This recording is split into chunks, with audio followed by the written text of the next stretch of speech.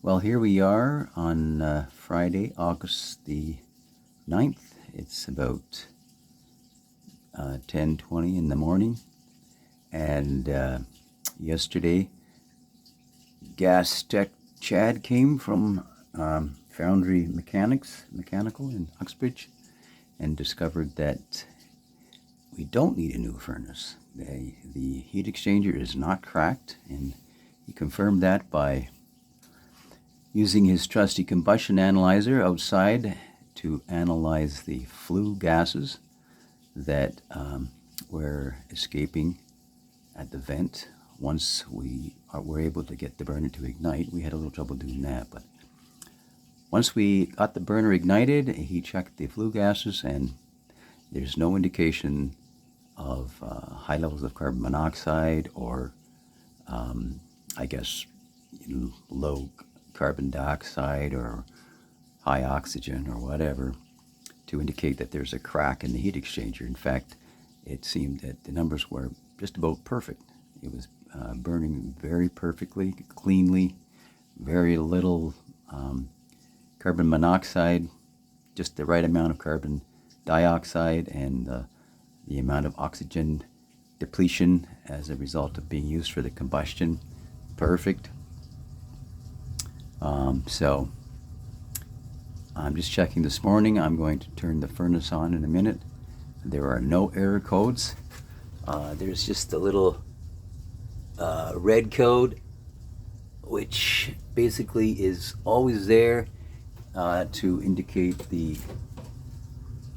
it's code A361, which is just indicating that there's 361 cubic feet per minute of, I'm not sure that's the setting for an indoor burner or something. There's no error codes anyway. There's no issues with the switch. We would usually get the code for the, I think it was, usually we would get E227. Yeah, you can see it right there. E227, low pressure switch opened during trial for ignition or run mode. And that was the issue. And I think we might have had E229 too. Ignition on higher fire. There was issues with that. But there aren't any. We checked the switch yesterday. No problem. Checked the voltage across it. Opened and closed it manually. Seemed to be operating perfectly. So the switch wasn't malfunctioning.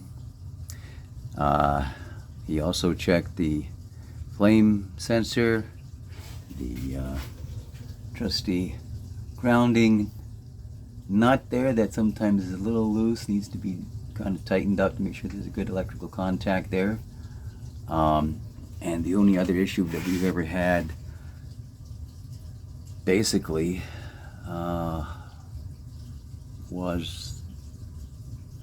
that was it basically. Usually they would just clean the flame sensor, tighten the grounding nut, and that was it. The way it went. One time last year, I think 2023 in the spring, it just kept shutting off and it wouldn't ignite. So I turned it off for a day and then turned it back on the next day, the whole furnace, and it worked. In fact, it worked for the whole heating season. And that's what we discovered yesterday.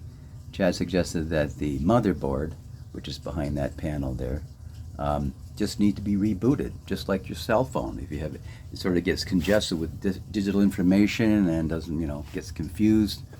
All you have to do is turn the whole furnace off and then back on again, and it reboots itself, clears out the digital trash, and now I can think clearly.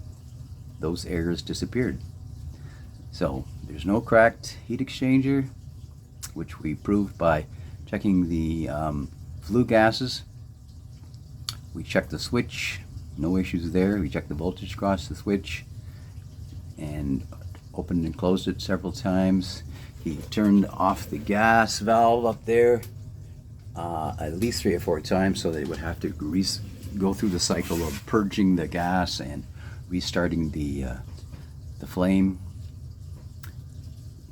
as a kind of another sort of diagnosis. No problems there. Flame sensor's cool, nuts tight. You also checked that the harness, and there were no loose wires here, which I guess could happen too with the vibration of the fan. Other than that, that's it. So today we're going to do another just a double check by turning the furnace on in a minute, and hopefully it will. I'm sure it will. I'm very confident it will start up, fire up, and there'll be no error codes. So we're going to turn it on in just a minute.